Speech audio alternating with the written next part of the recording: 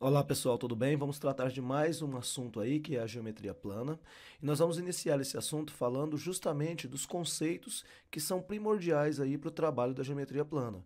São os conceitos iniciais e que já vêm desde o nosso ensino fundamental. Então é bom que a gente fique atento aí para poder revisar essas coisas. Como que seria então? A gente sabe que desde épocas remotas o homem busca compreender o ambiente que o cerca, bem como os objetos que compõem esse universo. Então, na maioria das vezes, esses objetos são classificados quanto à sua forma, tamanho, textura, cor, a capacidade, sua área. Então, dessa busca em estabelecer classes, padrões, nasce a geometria plana e o seu desenvolvimento até os dias atuais. Vamos começar falando justamente das figuras geométricas e suas propriedades. Esse tópico, então, vai buscar resgatar noções básicas de geometria plana, que já foram estudadas no ensino médio, mas que aqui a gente vai reforçar esses conceitos. E o primeiro deles é justamente os ângulos opostos pelo vértice. Vamos observar a figura abaixo e perceber que a figura ela tem os ângulos A e B nas retas que formam esses ângulos sendo R e S. E o encontro dessas retas, dizendo já desde agora que elas são retas concorrentes, porque tem um ponto de intersecção, é o nosso ponto V, que será o nosso vértice.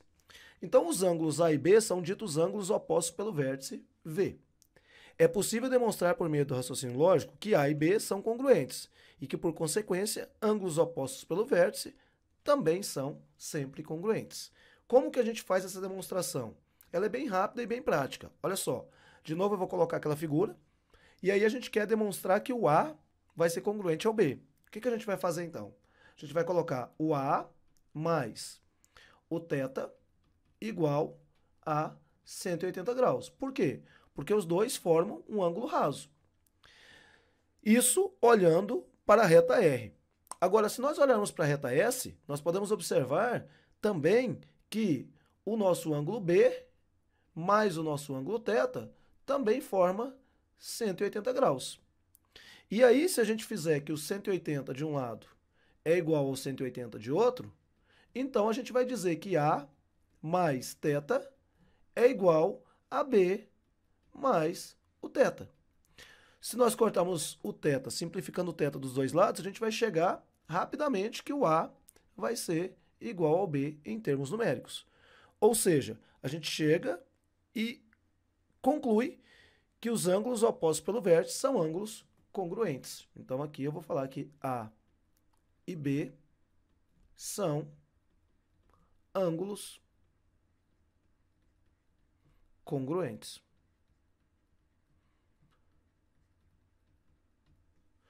Bom, além disso, a gente tem outras situações que a gente vai analisar. Agora a gente vai falar de retas paralelas cortadas por uma transversal, que também é outro assunto que é muito repetido lá no nosso ensino fundamental e que aqui merece um pouquinho de atenção.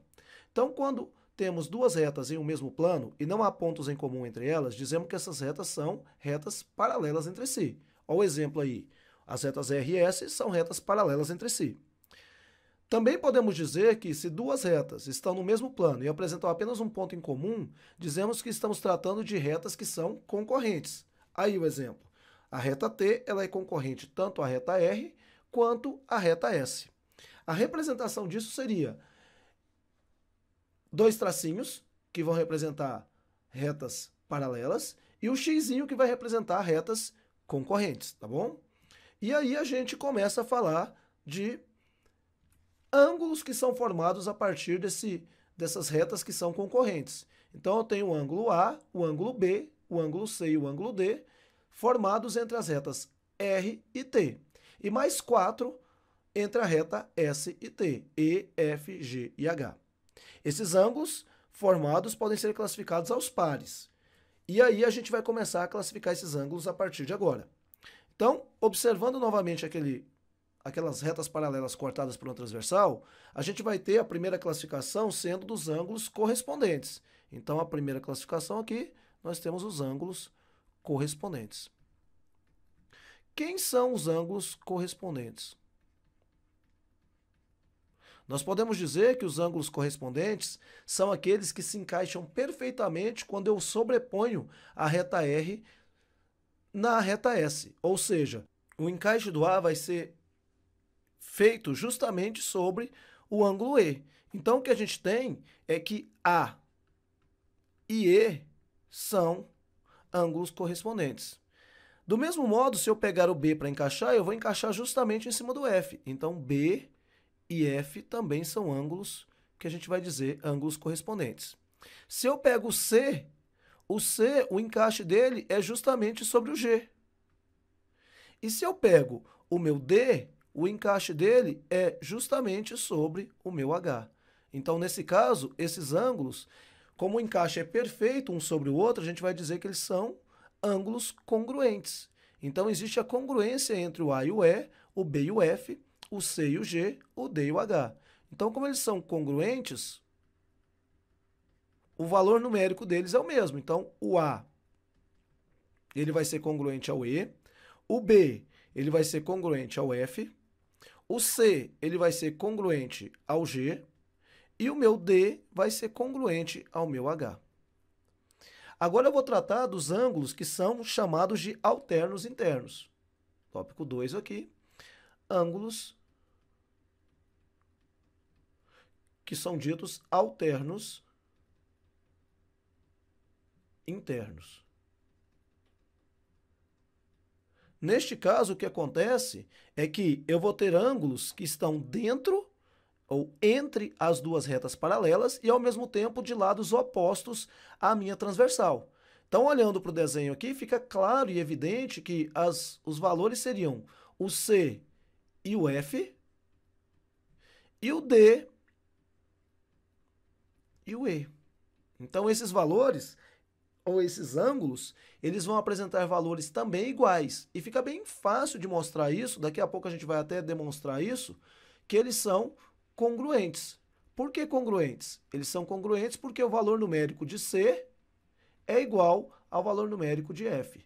O valor numérico de D vai ser igual ao valor numérico de E. Observe, se nós pegarmos o nosso A e o nosso D, a gente vai perceber que eles são ângulos opostos pelo vértice. E se eles são opostos pelo vértice, eu vou dizer que o A ele vai ser igual ao D. Mas, se eu observar em termos de encaixe, eu vou perceber o seguinte, que o meu A, ele também é correspondente ao meu E. Então, se ele é correspondente, pelo critério de correspondência, de encaixe, ser igual, o A vai ser igual ao E. E nesse modo, o que eu posso concluir é que se o A é igual ao D e o A é igual ao E, então eu posso dizer que o D é igual ao E. Ou seja, os ângulos que são alternos internos, eles são congruentes a partir dessa justificativa. Agora vamos trabalhar com mais uma classificação, que é a dos ângulos alternos externos. Então, há 3 aqui, ângulos que são alternos externos. Neste caso, os ângulos que são alternos externos, eles também têm o mesmo caso de congruência. Então, agora, eles estão fora da intersecção aqui do espaço entre as retas R e S, e eles são alternos com relação à nossa transversal T.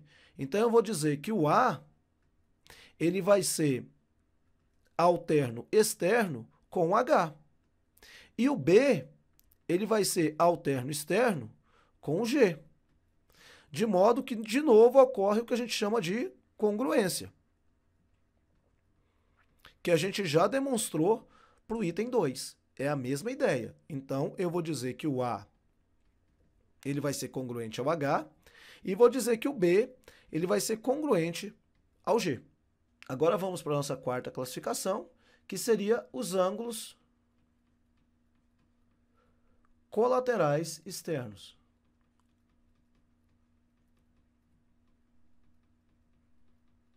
No caso dos colaterais externos, o que acontece é que eles estão do mesmo lado da reta T e estão fora da região que está delimitada pelas retas R e S. Então, eu tenho o A e o G, e eu tenho o B e o H. Então, são ângulos que são colaterais, porque estão do mesmo lado, e são externos, porque estão fora da região delimitada por RS. Então, nesse caso, o que acontece é que se eu fizer novamente aquela ideia de que o meu ângulo B, ele vai ser um ângulo que vai ser correspondente a F. Então, o B, eu sei que ele é igual ao F. E eu sei que o F, ele é igual ao G, porque eles são OPV. Se eu olho, então, para o B e para o A, eu consigo perceber que o B e o A formam juntos um ângulo raso. Então, A mais B tem que dar 180. Só que se eu olho para cá, o B é igual ao F e o F é igual ao G. Então, eu tenho que o meu B, ele vai ser igual ao G.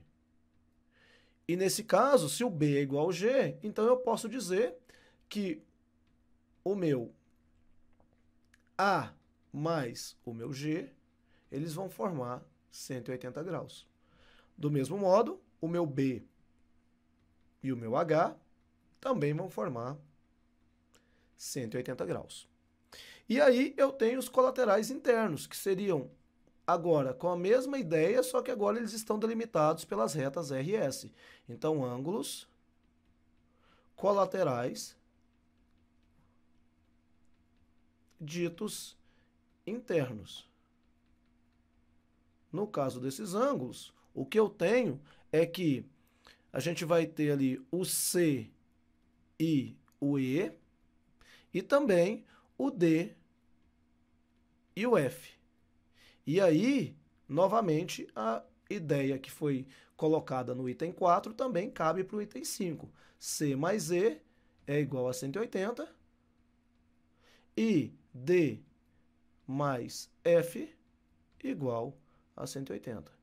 Em resumo, então, todos os casos de alterno interno, alterno externo e correspondentes são de congruência, enquanto que os ângulos colaterais, tanto internos quanto externos, são sempre dados como a soma igual a 180, ou seja, são ângulos suplementares entre si. E aí a gente vai extrapolar a ideia a partir das retas paralelas cortadas por uma transversal, a gente consegue demonstrar a soma dos ângulos internos de um triângulo. Olha só, pelo axioma, que é uma afirmação aceita como verdadeira sem demonstração, de que o ponto P fora de uma reta passa por uma única reta paralela a ela, nós temos que o P paralelo, retas paralelas RS, vão ter um ponto P ali. Se eu colocar, então, dois pontos distintos sobre as retas, nós temos a condição do desenho inicial que foi apresentado na tela, que é justamente o A, o B e o P. E se a gente verificar, a gente formou um triângulo entre esses pontos A, P e B. São os vértices de um triângulo. E aí, se eu observar, o 4 e o 2 são congruentes, porque eles são alternos internos. O 5 e o 3 também são congruentes por serem alternos internos. E a soma de 4 com 1 com 5 vai dar 180, porque é um ângulo raso. Ou seja, como o 2 é igual ao 4 e o 3 é igual ao 5, então a gente consegue provar que a soma dos ângulos internos de um triângulo qualquer é sempre igual a 180 por conta da posição que elas ocupam aqui em termos de ser alternos internos. Então, trazendo aqui para a nossa figura novamente, o que a gente vai observar é o seguinte: o 4 e o 2 são congruentes. Temos também que o 3 e o 5 são congruentes. Mas eu sabia que 1 mais 4 mais 5 me dava um valor de 180 por ser um ângulo raso. Mas se eu posso trocar o 4 por 2 e o 5 por 3, porque eles são congruentes, isso também vai dar 180. E isso aqui é justamente o valor da soma dos ângulos internos. Então, o meu SI de um triângulo, ele vai ser igual a 180 para qualquer que seja o meu triângulo a partir das propriedades relacionadas com as retas paralelas cortadas por uma transversal. Além disso, para um quadrilátero qualquer, temos que a soma dos ângulos internos é igual a 360. E aí a gente consegue chegar nisso basicamente a partir dessa figura. Se eu pego essa figura que é um quadrilátero qualquer, e faço um recorte sobre ela, o que eu vou ter é o seguinte: eu tenho inicialmente que o meu y mais o meu b mais o meu θ, ele é igual a 180. Tenho também que o meu x mais o meu c mais o meu beta é igual a 180. Então, se eu faço essa soma dos dois lados da igualdade, eu tenho que o y mais o x, vou colocar os dois entre parênteses, porque a gente sabe que o y mais o x vai dar o meu a, que era o original aqui que eu tinha. Então, se eu olho aqui atrás, ó, eu tinha o a original e o d original. E eles se tornaram x e y e beta e θ. Mais o meu b mais o meu c mais o meu θ mais beta, isso vai dar 360. Só que, como eu disse, o x mais o y vai ser o a. E o θ mais o beta vai ser o meu d. Então, eu vou ficar com a mais b mais c mais d igual a 360. Ou seja, a soma dos ângulos internos aqui agora de um quadrilátero qualquer é sempre igual a 360. Para um polígono convexo qualquer, nós podemos traçar as diagonais de modo semelhante ao que nós fizemos para o nosso quadrilátero e chegarmos numa relação interessante de n-2 triângulos formados a partir de qualquer polígono. Então, aí a gente pode falar que a soma dos ângulos internos, generalizando, ela vai ter um valor específico. Qual seria esse valor? A soma dos ângulos internos vai ser igual a n-2, que multiplica 180. Então, esse é o valor da soma dos ângulos internos para qualquer polígono. n-2, que multiplica 180 graus. Daí por diante, o que a gente vai fazer é tentar complementar a ideia de outra aplicabilidade das retas paralelas cortadas para transversal. O que seria? Em todo paralelogramo, os ângulos opostos são congruentes, ou seja, de medidas iguais. De dois ângulos não opostos são suplementares, ou seja, quando eu somo o A mais o B, tem que dar 180. Mas se eu pego o A com o C, eles têm que ser congruentes. Então, o meu A vai ter que ser igual ao meu C e o meu B tem que ser igual ao meu D. E além disso, a gente tem que, se eu olho para a soma deles, o A, vamos só fazer aqui essa demonstração aqui agora. Se eu pego R paralelo a S, eu tenho IT sendo a transversal,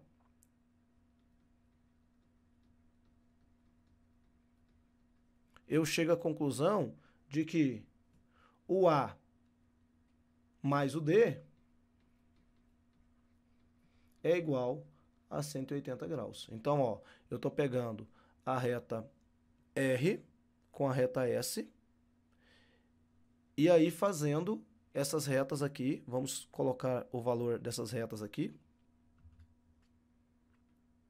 R, S, T e U. Se eu pego RS paralelas e traço a minha transversal sendo T, então o que eu tenho é, se eu tenho R e S paralelos e T transversal, o que vai acontecer é quando eu faço A mais B, na verdade aqui seria o B, então A mais B, isso tem que dar 180 graus. Perceba, eles são colaterais internos.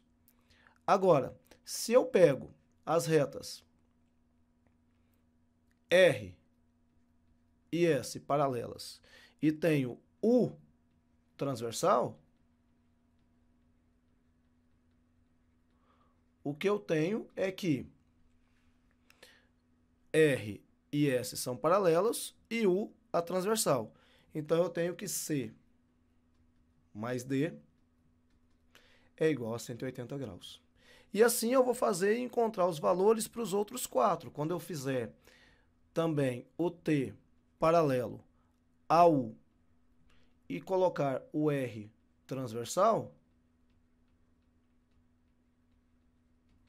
o T e o U paralelos e o R transversal, eu vou ficar com A mais D igual a 180. Sempre pelo mesmo motivo, colaterais internos. E se eu fizer o T paralelo a U e o S transversal, e o valor de S transversal, eu vou chegar no valor de